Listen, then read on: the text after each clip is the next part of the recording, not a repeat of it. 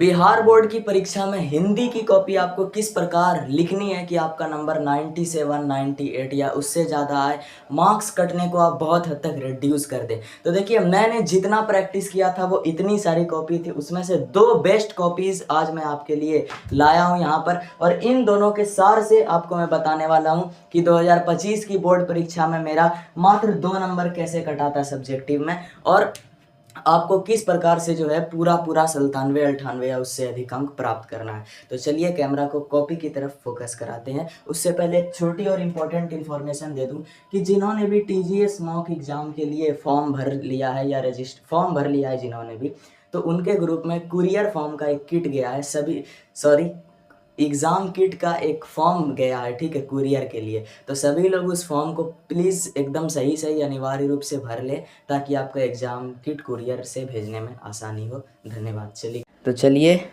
ये हमने 2025 की एग्ज़ाम में इस प्रकार का प्रैक्टिस किया था, ठीक है, एग्ज़ाम में जो लिखा था उसको घर पे, तो उसको हम लोग देखते हैं कि आपको किस तरीके से बनाना है। सबसे फर्स्ट जो सेक्शन आपका रहता है वो रहता है खंड बो में पहला सेक्शन क्या रहेगा, ऑब्जेक्टिव। उसके बाद पहले आपको बनाना पड़ता है गद्यांश। गद्यांश आपको कितना बनाना होता है, तो 2 गद्यांश बनाना होता है हिंदी में 10-10 नंबर का। तो इसमें आपको क्या टीचर का नियम है कि जनरली टीचर अगर आप सब कुछ सही लिखेंगे तो 19 नंबर दे के आगे निकलेगा। 19 कैसे, चूँकि 10 और 10 20 होता है, तो 19 दे के आगे बढ़ जाता है। ये खुद बिहार बोर्ड के एग्जामिनर ने मुझको बताया था।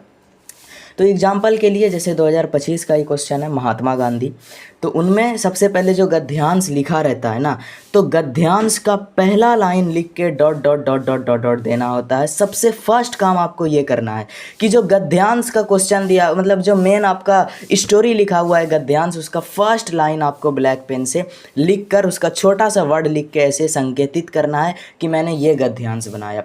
साथ ही साथ अपने उत्तर में ये भी बता देना है को नंबर है कि खो नंबर है, प्रश्न कितने का है और ये गद्यांश है और कितने नंबर का है। इन सब से टीचर का एवरीथिंग क्लियर है। अब आपको यहाँ आंसर स्टार्ट करना है, उत्तर किस लिए, जो गद्यांश में क्वेश्चन रहता है। तो एग्जाम्पल के लिए पहला उत्तर लिख रहे, फर्स्ट लिखेंगे आप, और यहाँ पे आप अच्छे से भी लिख सकते हैं उत्तर 1, उत्तर इस तरीके से। फिलहाल तो मैं ऐसे लिख रहा हूँ, जैसे ये देखिए पहला क्वेश्चन था महात्मा गांधी का पूरा नाम, तो महात्मा गांधी का पूरा नाम मोहनदास करमचंद गांधी। इसी तरीके से जो गद्यांश में स्टोरी दिया हुआ है उसका पूरा पॉइंट बना के आपको लिखना है, ठीक है। पॉइंट अगर कंप्लीट ना हो पाए तो आप पेज ईजिली टर्न कर सकते हैं। अब बात करते हैं हम लोग प्रश्न संख्या नेक्स्ट 2। तो जैसे दूसरा भी गद्यांश होता है, फिर आपको देना है प्रश्न 2 गद्यांश, और फिर उस दूसरे प्रश्न का को नंबर या खो नंबर कौन सा आप बना रहे वो देना है। और उसका जो स्टार्टिंग फर्स्ट लाइन का जो कुछ वर्ड है, जैसे ये स्टार्ट हो रहा था अब्दुल रहीम खान खाना से, तो पहला वर्ड ये दे दिया और डॉट डॉट डॉट डॉट करके संकेतित कर देना है कि भाई मैं यहाँ से बना रहा हूँ। उसके बाद आपको पहला, दूसरा, तीसरा इस तरह से क्वेश्चन। कभी कभी गद्यांश में क्या होता है कि जो जैसे मान लीजिए एक क्वेश्चन है, तो इसी एक में 2 क्वेश्चन को मिला दिया जाता है, 2 को मिला के 1 पूछता है, यानी क्वेश्चन एक ही रहेगा बट सवाल 2 तरह का रहेगा एक क्वेश्चन में। तो ऐसे क्वेश्चन का गद्यांश में जवाब देने के लिए आपको एक ही सवाल, जैसे मैंने एक ही उत्तर लिखा तो उसके पहले पोर्शन का जवाब दिया, फिर पैराग्राफ छोड़ के दूसरे पोर्शन का जवाब देना है। इससे टीचर को ज़रा भी कन्फ्यूजन नहीं होगा और सब कुछ आपका क्लियर हो जाएगा। इसी तरह हर पॉइंट पर आपको जवाब देना है। चलिए नेक्स्ट पॉइंट की बात करते हैं। ये देखिए, शायद ऑब्जेक्टिव ओवर अटेम्प्ट में जो मेरा 1 नंबर कटा था वो यही 26 नंबर था, जिसे मैंने 50 ऑब्जेक्टिव सही बनाने के बाद एक को कहा चलो कर देते हैं अटेम्प्ट, और ये गलत हो गया था। इस कारण मेरा 49 आया ऑब्जेक्टिव में। ये हिंदी की बात कर रहा हूँ मैं, जब मैं चेक कर रहा था अपना 2025 का। चलिए अब बात करते हैं निबंध कैसे लिखा जाता है। तो देखिए, घर में आने के साथ ही मुझे लेज़ीनेस आ गया था, तो एग्ज़ाम में जो चीज़ लिखा था वो मैंने यहाँ पर लिखा है। एक अलग कॉपी में भी मैं आपको दिखा सकता हूँ, तो रुक जाइए 1 मिनट। ये देखिए, तो आपको यहाँ पे भी वही सेम चीज़ है, बस यहाँ निबंध का तरीका है। निबंध का तरीका क्या है, जैसे कोई मान लीजिए क्वेश्चन नंबर 3 में निबंध है, प्रश्न 3 लिखा डॉट डॉट डॉट डॉट निबंध और 10 अंक स्तरीय। फिर आपका क्या है भैया, निबंध में 5 ऑप्शन रहता है को से अंग तक, तो इस 5 में से जोन सा वाला भी आप निबंध बनाए, उत्तर दे के वो लिख दिया। उसके बाद निबंध किस टॉपिक पे है उस पर आपको अच्छे से एक हेडिंग दे देना है। जैसे ये निबंध है मेरा विद्यालय, तो मैंने ये हेडिंग दिया। उसके बाद आपको लिखना है रूप रूपरेखा। रूपरेखा लिखना ज़रूरी है, इससे नंबर आपको फुल मिलने में मदद मिलती है, टीचर इम्प्रेस होते हैं। रूपरेखा में आपको क्या लिखना है, तो जो क्वेश्चन में, अगर आप 10th के हैं तो क्वेश्चन में आपको संकेत बिंदु दिया गया होता है, तो वो संकेत बिंदु आपको लिख देना है जितना भी दिया गया है। उसके बाद स्टार्ट करते हैं हम लोग बनाना। तो जैसे आपने रूपरेखा बनाया तो उसके एक एक बिंदु को आपको ब्लैक पेन से हेडिंग डालना है और ब्लू पेन से हर बिंदु के बारे में 5 लाइन, 6 लाइन, 4 लाइन, इस प्रकार से हर बिंदु, जितना भी बिंदु है, जितना भी बिंदु, इस एकदम नीट एंड क्लीन लिखना है। और अंतिम में उपसंहार जो है वो मस्ट रिक्वायर्ड है, ये नहीं दीजिएगा तो नंबर 2 नंबर ऐसे ही कट जाएगा।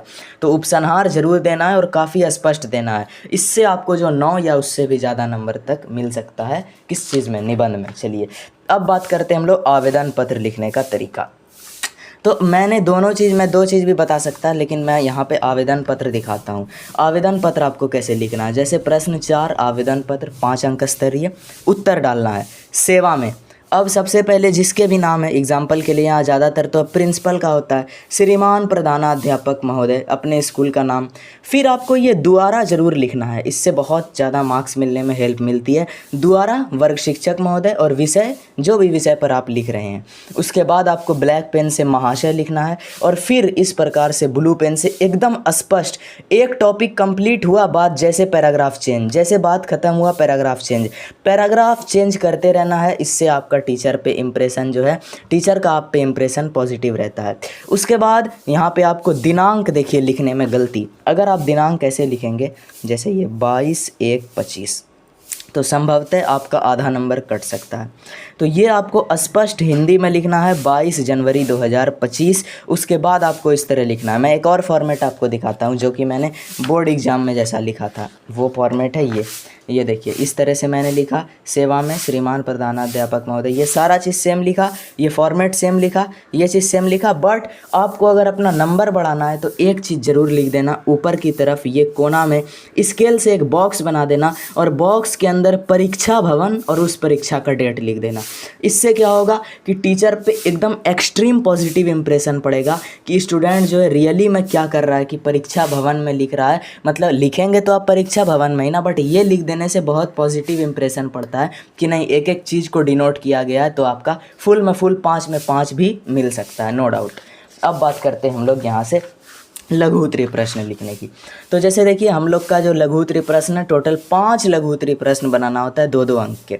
तो यहाँ पर इस तरह से आपने लघु उत्तरीय लिखा और ये 5, ये हिंदी नन हिंदी दोनों के लिए लागू होता है भाई, दोनों तो एक ही है, बस वो मिल है, ये सिल है, ठीक है। अब बात करते हैं हम लोग उत्तर। जैसे लघु उत्तरीय का एक उत्तर लिखा तो आपको इस प्रकार से। और हाँ, एक चीज़ मैं बोलना चाहता हूँ, अगर आप हेडिंग दे देंगे ना इसमें भी ब्लैक पेन से, तो ये आपके लिए और बेस्ट होगा, और नंबर मिल सकता है। तो मैंने तो हेडिंग नहीं दिया था, कुछ कारण से, पता नहीं, क्वेश्चन ही इस टाइप का था, लेकिन आप हेडिंग दे दें, नो इश्यू, ठीक है। इस तरह से ठेस शीर्षक कहानी, कभी भी आपको बढ़ा चढ़ा के कुछ ज़्यादा नहीं करना, क्योंकि हिंदी जैसा सब्जेक्ट है, 20 शब्दों में आपको लिखना होता है। अगर किसी चीज़ का आंसर 2 लाइन में कंप्लीट हो रहा है ना, तो 2 ऐसे सिंपल, इतना सिंपल आंसर आता है, क्वेश्चन आंसर रहता है हिंदी में। जैसे कि मान लीजिए कुछ भी था, इसमें क्या क्वेश्चन था कि ठेस शीर्षक कहानी में सिरचन ने पान का बीड़ा किसे दिया, तो एकदम सिंपल क्वेश्चन रहता है, एकदम लगता है बच्चा क्लास जैसा।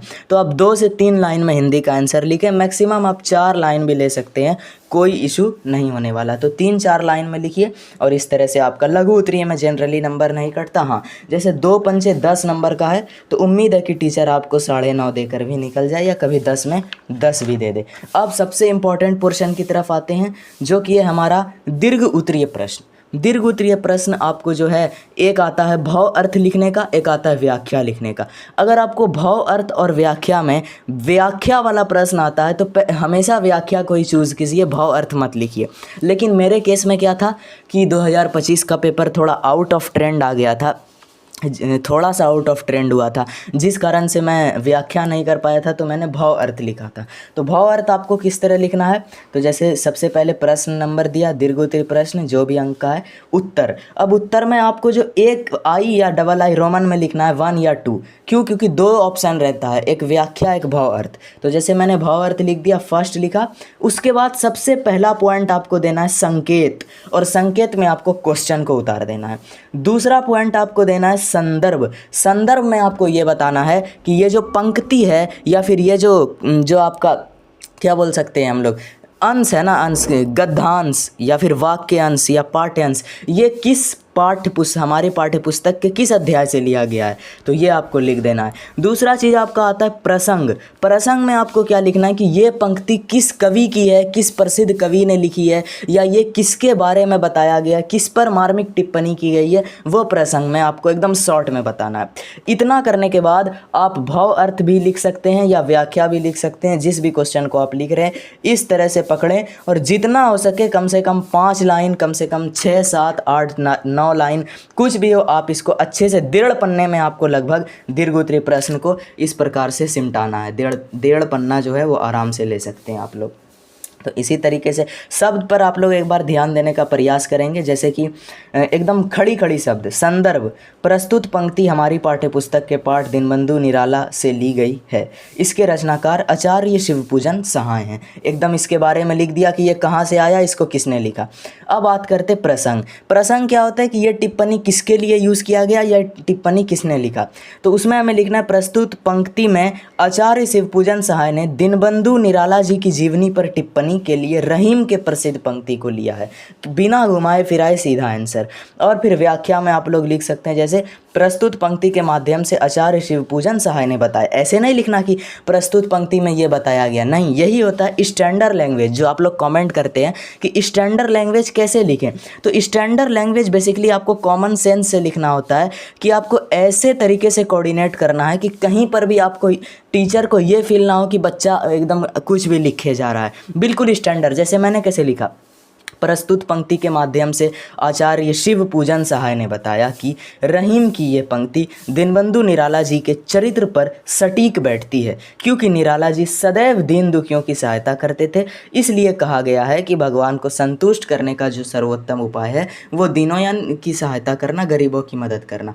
इसलिए दीनबंधु निराला सदैव असहायों की सहायता करते थे। अतः रहीम की इन पंक्ति को प्रस्तुत कर सूर्यकांत त्रिपाठी निराला के व्यक्तित्व को दर्शाया गया। ये अतः लिखने से क्या हुआ, टीचर लास्ट में जो लाइन पढ़ेगा उससे उसका सब कुछ क्लियर हो जाएगा। पूरा पढ़े ना पढ़े, टीचर क्या देखता है, लास्ट लाइन शुरू लाइन आपको नंबर दे के बढ़ जाएगा। तो इस तरह से आपको कोऑर्डिनेट करके लिखना है, और आई होप मैंने पूरा ट्राई किया। और आप लोग प्लीज़ एक रिक्वेस्ट लास्ट में रहेगा टॉपिक के लिए, ठीक है, जिस भी टॉपिक में आपको प्रॉब्लम है, शर्त यही है कि उस टॉपिक पे वीडियो अपलोड नहीं होना चाहिए, ठीक है। वो टॉपिक आप लोग कमेंट कीजिए, और आज ज़्यादा से ज़्यादा कमेंट कर दीजिए। धन्यवाद।